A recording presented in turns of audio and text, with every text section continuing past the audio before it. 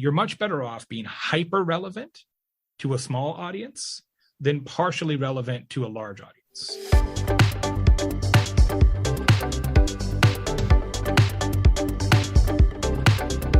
You're listening to the Content 10X podcast, where it's all about content repurposing. I'm Amy Woods, and I'm here to help you maximize your content and find smart ways to get your message in front of more of the right people, whilst also saving time. Let's get started.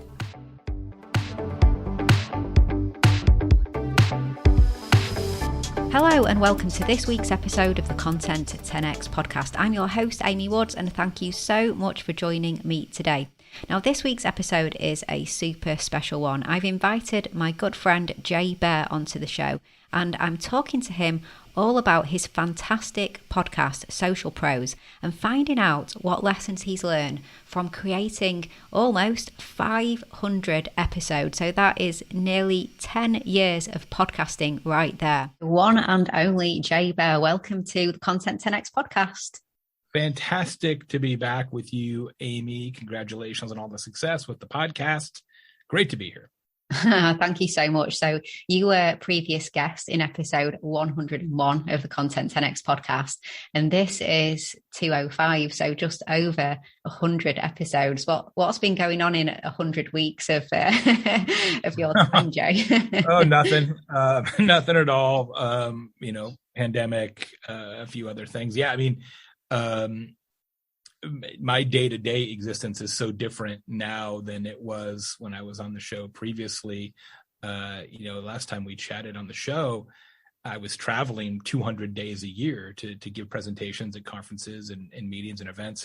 And now a lot less of that because there's fewer events because of the pandemic and a lot more virtual events and things like that. So I told my friend recently that until the pandemic, the longest I had ever been home consecutively at home was 23 days. And that was the longest I'd been home for 17 years.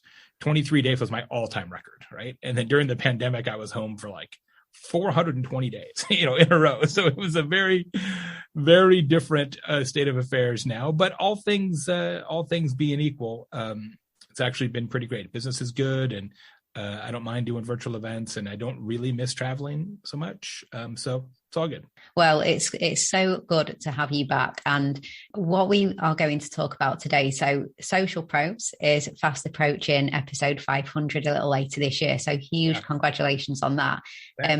Episode 1 went live on the 30th of January 2012, so over 9.5 years ago.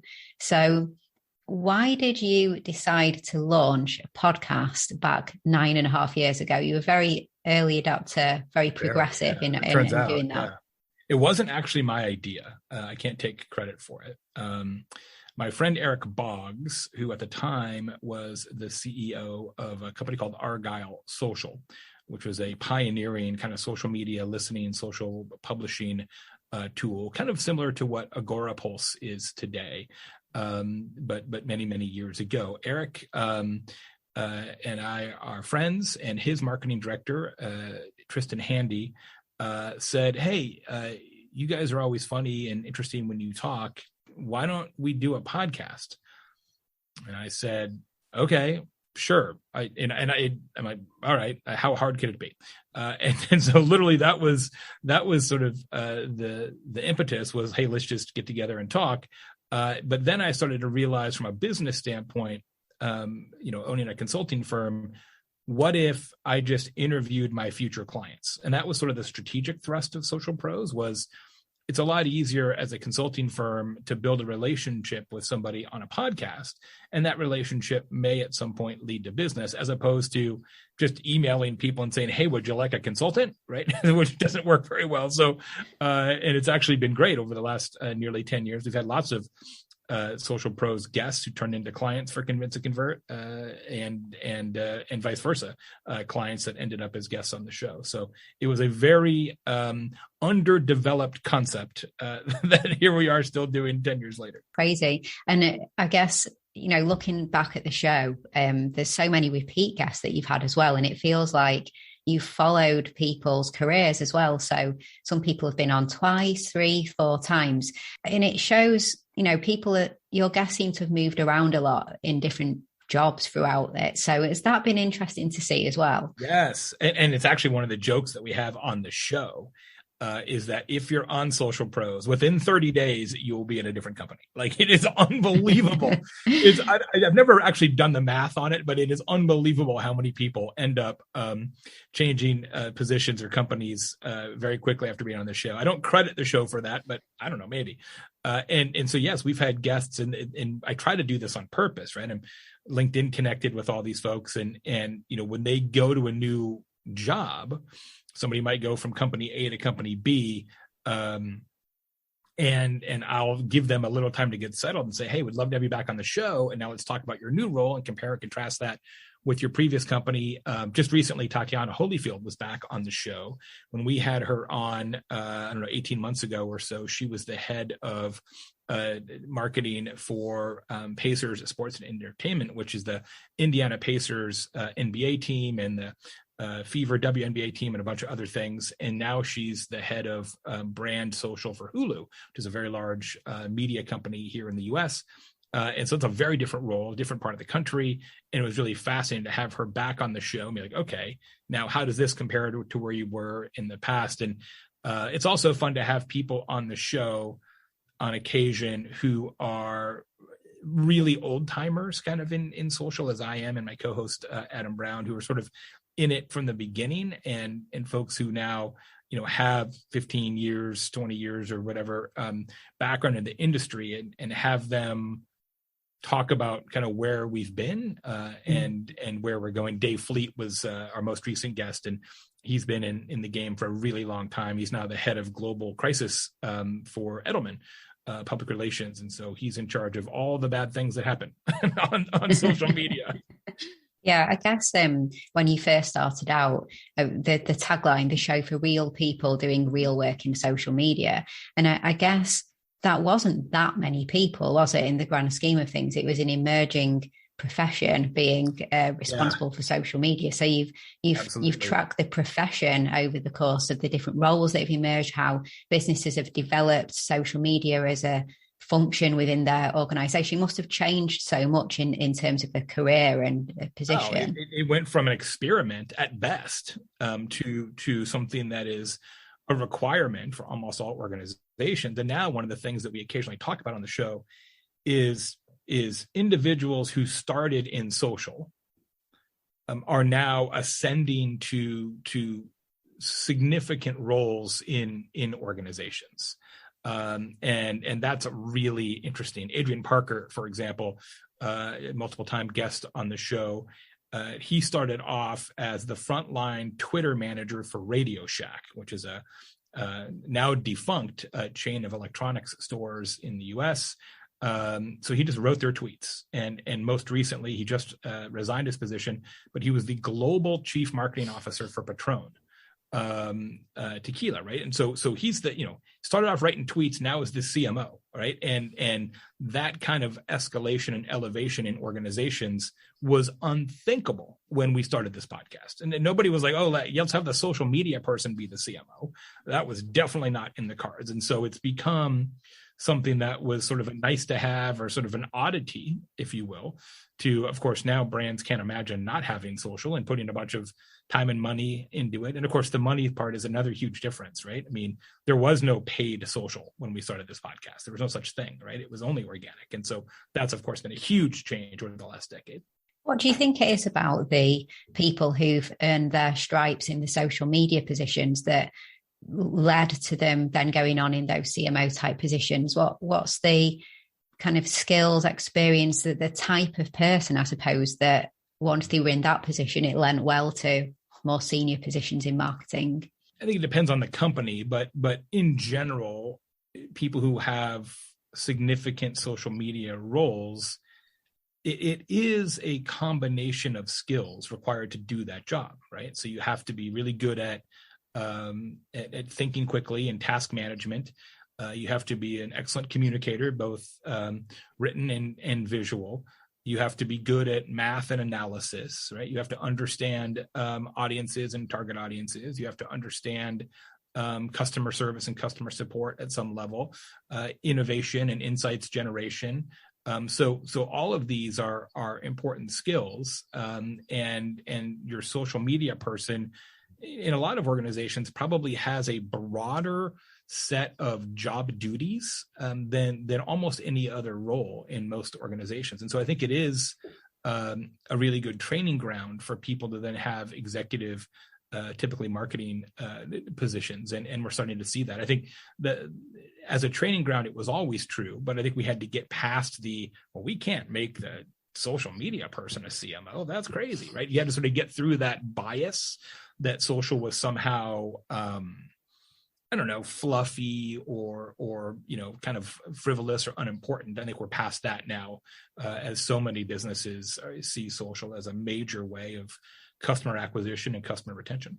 Yeah, and I think as well, I'm just thinking that those people in those early positions probably will have had a struggle within some of the organizations they work with to convince the C-suite of the importance of social media. So if you add to that stakeholder management and persuasion and negotiation, probably having a strong voice at a table, probably going in, being the underdog and being able to come out the winner with a social media team that works, it's all likely to lead to the more senior positions, isn't it, when you add that all together? So must have been really interesting to just see what's happened over the last 10 years in that regard.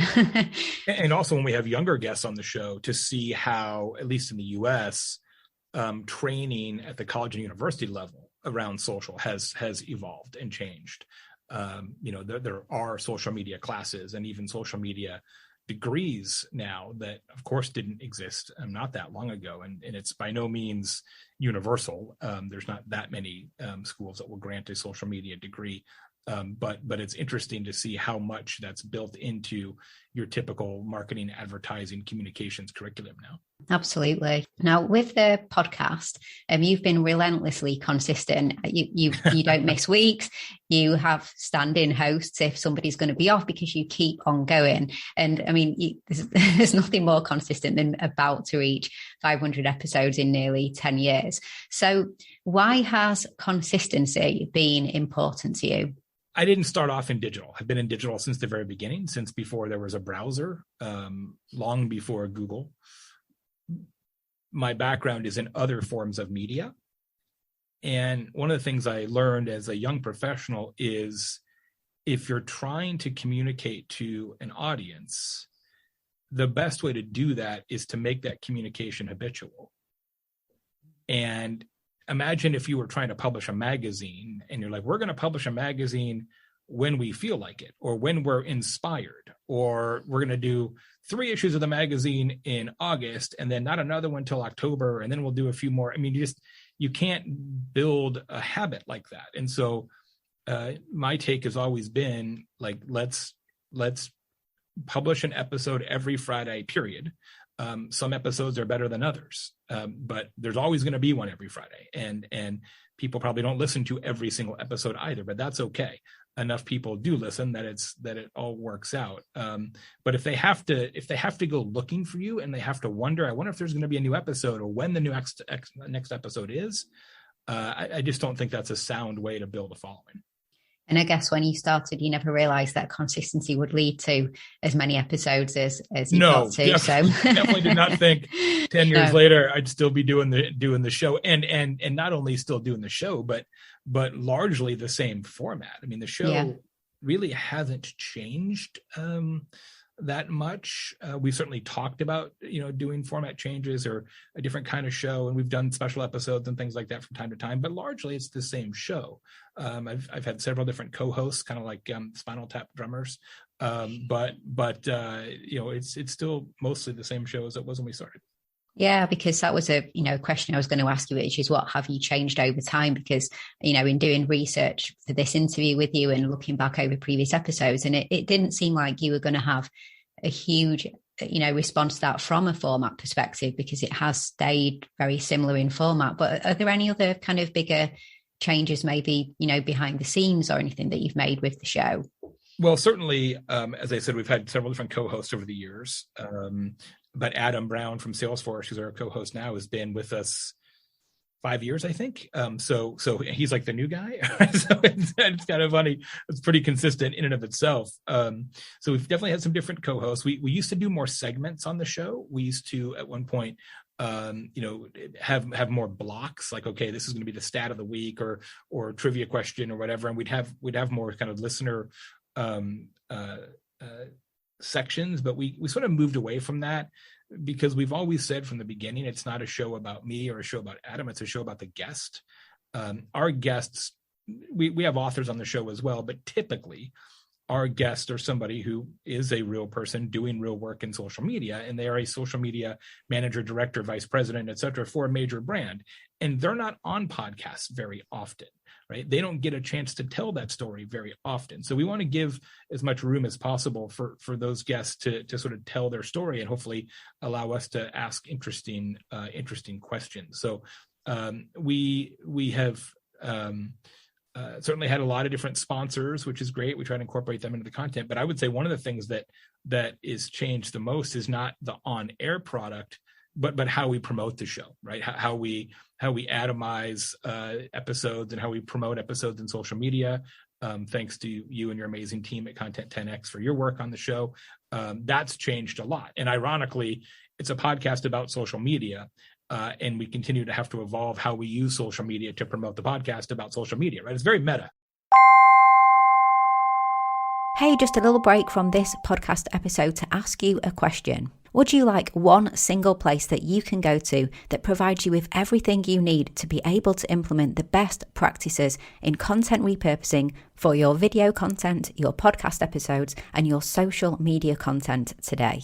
To help you get more value from the content that you create, get more time back, and help you reach more people than you ever thought possible. If so, then you are going to love the Content 10X Toolkit. The toolkit is full of video tutorials, templates, checklists, swipe files, step-by-step guides, and more that shows you how to repurpose your content in the best ways possible today. No more Googling, no more figuring it out yourself. We provide you with everything that you need to become a content repurposing pro. If this sounds like something that would interest you, then go check out the Content 10X Toolkit at content10x.com/toolkit. Okay, and back to this week's episode. What were the marketing and, repurposing and marketing techniques that you followed in the early days?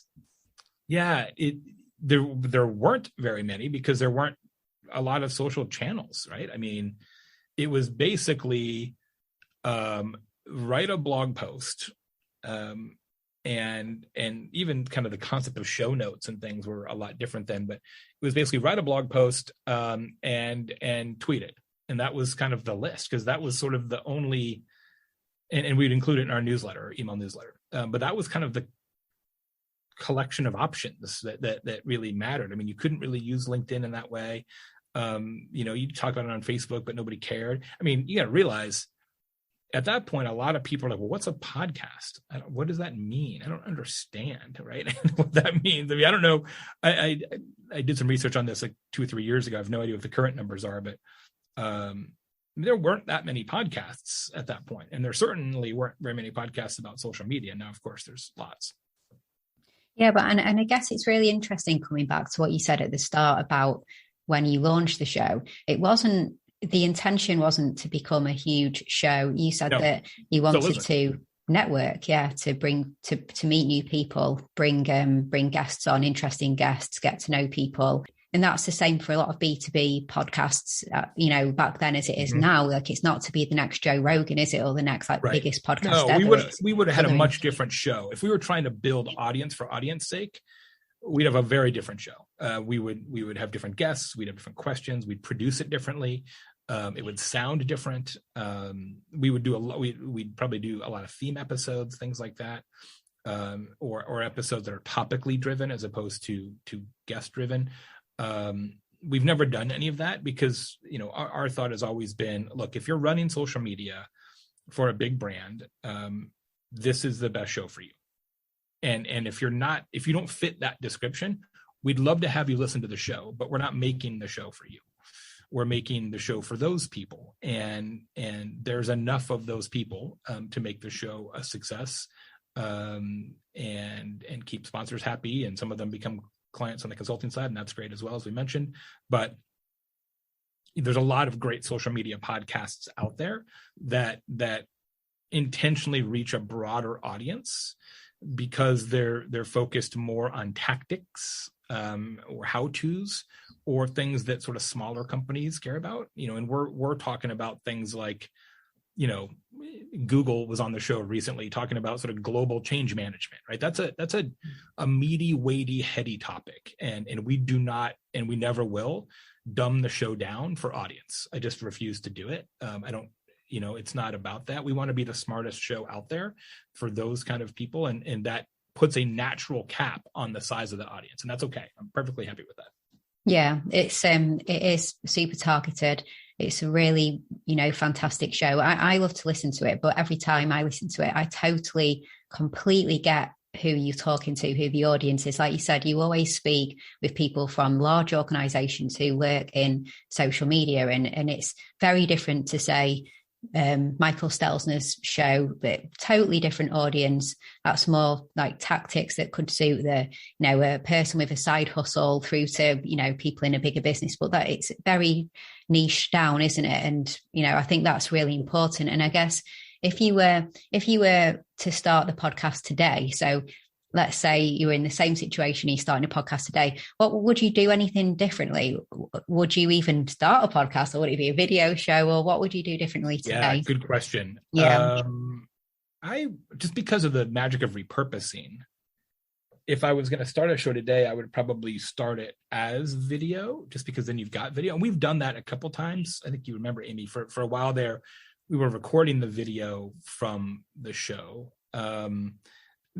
But a conversational podcast turned into a YouTube video is not a very compelling YouTube video. So unless you're trying to make it sort of video worthy, I'm not certain the point. But if I was starting from scratch, I would probably do that, right? I would probably create a YouTube series that also becomes a podcast. In fact, I did that with my my show Talk Triggers that I did a couple of years ago. I did a 20 episode run that was really a YouTube show. But we stripped the audio out and turned it into a podcast because why not? So that's probably how I would do it today. And I also might, if I had the time and sort of the desire, if I was starting from scratch, I would probably do it by theme. So for example, let's do a show about how social media managers find and attract new talent. And so I do 4 or 5 interviews with different people and then combine those interviews into one episode about that topic. And that's a pretty common podcast format, right? It's more of an NPR style. You bring in bits from a bunch of different interviews into one thematic whole. That's probably what I would do if I started from scratch. It's really interesting you say about the YouTube aspect as well, because I agree with you in terms of, to me, putting an entire conversational interview podcast onto YouTube doesn't necessarily sound like what people would go to YouTube for. But then it is amazing how many people discover and listen to podcasts on YouTube, isn't it? And Tom Webster from Edison Research, he's been putting out quite a lot of content recently, saying it's astonishing him to see, as they're doing their research studies, how many people say they listen to podcasts on YouTube and they found amazing, a podcast on YouTube. It is. Yep. It's higher than a lot of the other podcast apps. Yep. So, well, and music too. I mean, same thing is true, right? There's so much music listening and music discovery on YouTube. And I think at some level, it makes sense just because, yes, YouTube is a video platform, but YouTube's really a search engine. Right. I mean, and people go to YouTube to find stuff, right? Just the same way they do on Google. So I think that's part of it. But I still believe that full episodes of just somebody and somebody else talking in a microphone is probably, you'd be better off cutting that down to highlights and saying, here's the 6-minute excerpt of the show. But who knows? Yeah, I completely agree. Even if you take the whole 1 hour episode and create 5 highlights where, you know, you theme part of the conversation, Right. and just to do it in that way. Yeah, it would help though. It would help to produce the show knowing you're going to do that, right? Exactly. So even working Segments. with you and your team, it's tricky. It's tricky to make segments like that after the fact, right? If you don't record it as a segment and you're trying like, okay, what's a natural cut? What's a natural way to, you know, get in and out of this bit? It's very, very difficult to just take a regular show and just cut it into little pieces, because without context, the person who just sees that clip's like, what the hell are they talking about? Where did this come from? Right. So you almost have to record the show in segments that, you know, you're then going to repurpose into smaller bits for YouTube, and then you can really make it happen. Yeah, I totally agree. I mean, you know, to the point of introducing each segment of the interview as it moves along, thinking about the repurposing, and yeah, I completely agree. From the guest's perspective, so you mentioned that a lot of the people that you speak to aren't necessarily used to going on podcasts, so it's a great opportunity for them to share. So I sometimes think another consideration is whether is it off-putting sometimes to them to say you're going to be recorded on video? Do you think sometimes they find the audio only aspect more comforting and appealing, or do you think it doesn't really make any difference? No, I think there is an issue there. Yeah. It's a lot easier now though, because of COVID, right? And everybody just spent, you know, a year and a half doing 114 Zoom calls a day. So if you're not comfortable being on a camera now, I don't think you're ever going to get comfortable. Like this is literally, it's so different than it was 2 years ago. So I don't think it's so much of, hey, I'm not comfortable on camera. To me, as a producer and a host, it just creates more options and more problems, right? So it's like, look, it's hard enough doing a 3-person podcast where everybody's remote. You got my microphone, Adam's microphone, the guest microphone. Now, if everybody's also got camera, now you've got lighting to deal with, backgrounds. It just creates a whole bunch of things that are hard to control for. And so I just find it to be difficult to keep quality consistent in that circumstance. Because look, I'm already asking for an hour of somebody's time who's got a busy job.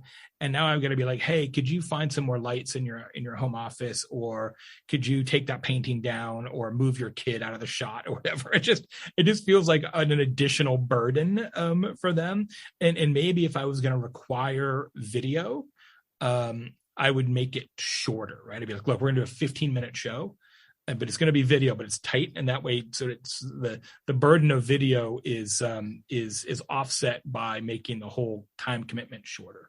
Well, I mean, what I tend to do is I'll record the whole interview on video, but we don't use the whole video anyway. So I usually try and say, look, I know if you're not used to being on video, but don't think of being on video because I'm only going to take small snippets, 1 minute, 2 minute snippets. It will be, you know, a good snippet where you're not, you know, where you've delivered it perfectly. So if you want to scratch your nose or you want to have a drink of water, don't worry, because you're not on camera the whole time, kind of ease that way. But you are right in terms of, I remember being invited onto a podcast once and I got a crib sheet. There's something sent to me beforehand and I was used to podcasting, so everything was fine. But I was thinking about people that weren't, and it did say things like, you know, ensure that you're in a space with this kind of background. The show's theme color is this, so if there could be this color in the background, whatever. Yeah, and it said if you don't have a microphone, here's some links to, you know, some that you could buy and things like that. And it was just a bit like, wow, this is all a very big ask for somebody to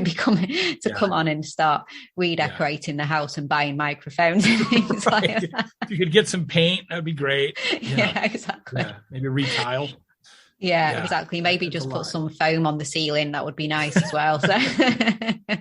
So you do have to think about like those aspects too, don't you? There's a lot that goes into it all. What would you say is a barrier to consistency that people often kind of hit that they just need to overcome? Well, I think for a couple things. One, it's hard to keep doing it when you've got other things in your life, right? It's, you know, considering how much I used to travel, it's really hard to get the show produced sometimes especially with three people on the microphone. And so you really have to make it a priority, and it's got to be scheduled. Like, we're scheduled weeks in advance for the show, because otherwise it just wouldn't happen, right? So I think it falls off people's schedules. That's the first thing. Second thing is, podcasting is lonely. There's not a lot of audience feedback. So you're not getting direct comments, though you would in a blog back when we had blog comments. You're not getting real-time likes and thumbs up and things like that, like you would in a social post. And so sometimes it sort of feels like, hey, is this thing on? Does anybody hear this? And so I think lack of instantaneous audience feedback can be demoralizing sometimes. And then the third thing is, especially for shows where it's more about the host and their ideas, people just run out of steam. They just run out of content, right? Which is one of the reasons that we've been able to go so long, because it's not about me. If I had to come up with 500 hours of me just telling you what I know, there's no way we would have done 500 shows. But it's not that. It's an hour from each person. So it's much easier to keep rolling if you're not having to put all the knowledge into the show. That's why, when I've done my own shows, I've done Jay Today, I've done Standing Ovation and Talk Triggers, several other podcasts that I've run. And when it's just me talking, I try and plan for 20 episode sprints. I'll do 20 episodes and then get out, because I know I got 20 good episodes in me. But after that, maybe not. So I think that's part of it. People just run out of ideas. Yeah, I guess when you're deciding on the guests, do you have, I guess, a theme or particular topics that you would like to bring specialist guests on to talk about? So it's more about deciding on the topics as it is than fitting the guests for those topics, or? No, actually, we don't. It's much more about, this is an interesting organization, interesting company, doing interesting things in social. So we don't necessarily go out and say, hey, we haven't done an episode recently on user generated content, so let's find somebody who's doing that and kind of match that up because we want to talk about it on the show. We don't do that. It really is more about, this is an interesting organization or a brand that we think people would like to hear from, and then we sort of tailor the content in the episode to what we think the audience will like best, which is why we ask our guests to do a questionnaire before the show, which just gives us a little content on, what do they think is interesting in their own story. Yeah, cool. So the final question, which is a big question. Okay. What would you say? I know you've been podcasting, you've had, like you said, it's not just Social Pros, you've had a number of different podcasts. Mm-hmm. What would you say is the kind of the biggest lesson learned from consistently creating podcasts for such a long period of time? So the biggest thing that you've learned over that time? I think if you just focus on a very specific audience and find a way to be that audience's favorite podcast in the world, you'll do great. The biggest mistake people make is they target too large of an audience. And at that point, their podcast is one of several that are marginally relevant to the audience. You're much better off being hyper relevant to a small audience than partially relevant to a large audience, especially given how many podcast choices listeners have today. So I would much rather be the favorite podcast of 50,000 people than I kind of like it of 500,000 people. Yeah. And in order to do that, you really have to understand the persona of the listener and then build the show accordingly, for them, not for you. The show's not for me. The show's for the listeners of the show. If I was making a show for me, it'd be a different show, but I'm not the audience. I'm just the host. So people tend to get seduced by this idea that we need a bigger audience. And I will tell you, you actually need a smaller audience that's loyal. And I guess really good audience insights to truly start to understand your audience. So, it's for them, but it's getting those insights, isn't it, as to what do they want? That's the tricky part, especially with podcasts, right? Because it is an anonymous listening audience. And so one of the things that I think can really help, and we haven't done as good a job at this as I would like to, but taking some percentage of that listener base and giving them some sort of an assignment, whether it's a survey or a contest or whatever, so you can de-anonymize them a little bit, whether it's a survey or hey, just have a Facebook group or something where people can comment and, just get to know the listener a little better. That's why a lot of podcasts have been really successful having live events right. So come meet the host, and then all of a sudden it's not just anonymous listeners, it's people in 3 dimensions standing in front of you, which you can learn a lot about the listeners that way also. Yeah, absolutely. Even just a small gathering, if it's a global podcast and you do something local, just to be able to hear from people, there's something that somebody's going to say that you've never thought of before. So do a live show, right? Do a live taping, and be like, okay, anybody who's in the town or the whatever or the conference, come do that. And we haven't very much recently for a number of reasons, but in the earlier years of the show, we did a lot of those. We did 2 or 3 or 4 live recordings a year at different conferences, and it was great because then it's like, oh yeah, I love the show, listen to the show, and some of your audience is right there in front of you. Yeah, it's awesome, isn't it? Something that I hope to do when it's possible to do things like that again a little bit more. I'm gonna do a podcast taping from the airplane. Yes, exactly. Oh, well, thank you so much for coming back on again, Jay. Such a great conversation. Where would you like people to connect with you and to find out more? I think I'll be back on episode 309 if your pattern stays. Yeah, exactly. Like yeah. So pencil me in for episode 309. The podcast, as mentioned, is called Social Pros.